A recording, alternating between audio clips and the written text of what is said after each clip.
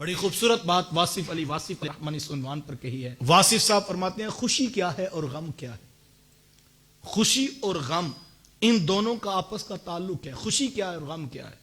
بڑے بڑے فلسفے ہیں, بڑی بڑی باتیں اس عنوان پر, لیکن واصف صاحب نے دو لفظی بات کی ہے.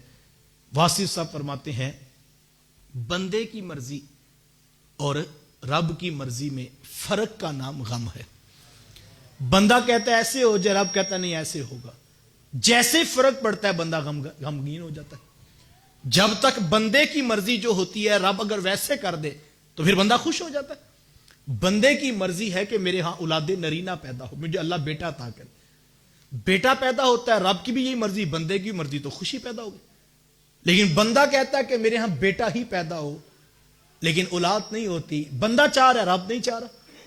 تو بندے کی مرضی اور ہے, رب کی مرضی اور. جب فرق آیا پھر غم پیدا ہو گیا. تو دکھ پیدا اس وقت ہوتا ہے جب بندہ اپنے آپ کو رب کی مرضی سے دور کرتا ہے, اور جب اپنے آپ کو کھینچ کے مالک کی رضا پہ لے آتا ہے پھر وہ غم میں بھی خوشیاں محسوس کرتا ہے. بادشاہ وقت کا گزر ہو رہا ہے. دریا کے کنارے ایک جو ہے وہ درویش بیٹھا ہے اور اپنی مستی میں مست بیٹھا تھا. تو بادشاہ کا گزر ہوا, شاہی بیڑا گزرا, تو فقیر اپنی مستی میں مست بیٹھا تھا. اس نے نظر اٹھا کر بھی نہ دیکھا. تو بادشاہوں کو چاہ تو ہوتا کہ جب ہم گزریں تو لوگ نظریں اٹھا اٹھا کے ہماری طرف دیکھیں. یہ تو آئے دن روڈ بلاک ہوتے ہیں. اس کی بڑی وجہ یہی ہوتی ہے کہ دکھانا مقصود ہوتا ہے کہ جناب یہ پروٹوکول ہے ہمارا, 20-20 گاڑیاں گزر رہی ہیں اور لوگ کھڑے ہو کر ہمیں دیکھیں. ہم گزر, ہم وزیر ہوتے ہیں, ہم مشیر ہوتے ہیں, ہم ایم این ایم پی ہوتے ہیں. تو یہ جو پروٹوکول کا نشہ, اس کا مقصود بھی یہ ہوتا ہے لوگ ہمیں دیکھیں اور ہم گزریں. اور یہ وہ تباہی ہے جو انسان کو برباد کر دیتے. خیر جب بادشاہ کا گزر ہوا, فقیر اپنی مستی پہ بیٹھا تھا, تو بادشاہ کو حیرت ہوئی کہ اتنا بڑا شاہی بیڑا اس کے سامنے سے گزرا اور اس نے نظر اٹھا کے بھی نہیں دیکھا. تو خیر بادشاہ واپس پلٹا اور اس نے آ کر فقیر سے کہا کہ درویش سنا کیسی گزر رہی. تو اس نے کہا بادشاہ اللہ کا بڑا کرم ہے, بڑی خوبصورت گزر رہی. تو کہا پھر بھی بتا تو صحیح کیسی گزر رہی. اس نے کہا بادشاہ اس سے اچھی اور کیا گزرے گی کہ سورج میری مرضی سے طلوع ہوتا ہے اور میری مرضی سے ہی غروب ہوتا ہے. بادل میری مرضی سے برستے ہیں, بارش میری مرضی سے آتی ہے, ہوائیں مجھ سے پوچھ کے چلتی ہیں. تو بادشاہ اس سے اچھی بھی بلا کسی کی گزر سکتی ہے. جس کے پاس سارے نظام کا اختیار ہو اس سے بھی اچھی بلا کسی کی گزر سکتی. تو بادشاہ نے کہا کہ تو ہوش میں تو ہے, تو کیا کہہ رہا. کہا کہ میں ٹھیک کہہ رہا ہوں. بادشاہ نے کہا کہ پہننے کے لیے تیرے پاس لباس پورا کوئی نہیں, کھانے کے لیے لقمہ تجھے میسر نہیں, اور یہ ٹھٹھرتی ہوئی ریت کے اوپر تو بیٹھا ہے اور تو کہتا کہ سارا کچھ میری مرضی سے چل رہا. اس نے کہا بادشاہ میری مرضی سے چل رہا. بادشاہ نے پھر جڑا کر کہا کہ تجھے ہوش تو ہے, تو کیا رہا ہے, یہ سب کچھ تیری مرضی سے تو نہیں چل رہا, یہ تو رب کی مرضی سے چل رہا. اس نے کہا نہیں بادشاہ, تیرا اپنا انداز سوچنے کا, میرا اپنا مزاج ہے, میں تجھے بتا رہا ہوں یہ سب کچھ میری مرضی سے چل رہا.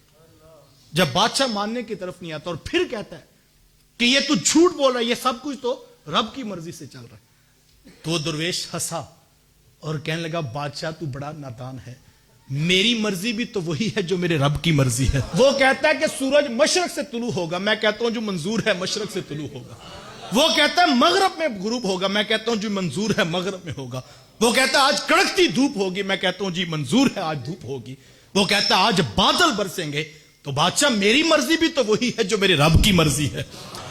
تو یہ جب مرضی اس کے تابع ہو جاتی ہے پھر زندگی کا لطف نصیب ہو جاتا ہے. پھر بیٹیوں کے رشتے نہیں ہوتے, وہ پریشان ظاہر نظر آتا ہے لیکن اس کا دل مطمئن ہوتا ہے کہ مالک تو نے بیٹیاں دی ہیں, تو نے ان کے رشتے بھی لکھے ہوئے ہیں. اگر میری زندگی میں ہوگے میں کوشش کرتا رہوں گا, محنت کرتا رہوں گا, لیکن فیصلہ تو تیرا ہے مالک.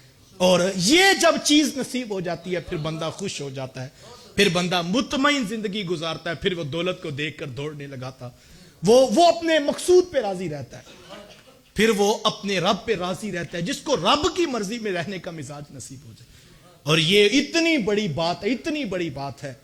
ایسا شخص جو اپنے رب کی مرضی پہ راضی ہے, کل حشر کے میدان میں قیامت کے دن اس کو اس لہجے میں آواز دی جائے گی, یا ایتھا النفس المطمئنہ, اے نفس مطمئنہ, ارجعی الی ربک, آجا اپنے رب کے پاس آجا.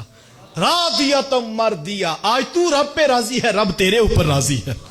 فادخلی فی عبادی وادخلی جنتی، پھر اس کو کہا جائے گا یہ جنت تیرے پاس ہے اور یہ بندے بھی تیرے ہیں، تو ان کے ساتھ شامل ہو جا۔ جس نے مطمئن زندگی گزار، رب کی رضا پہ جو راضی رہا۔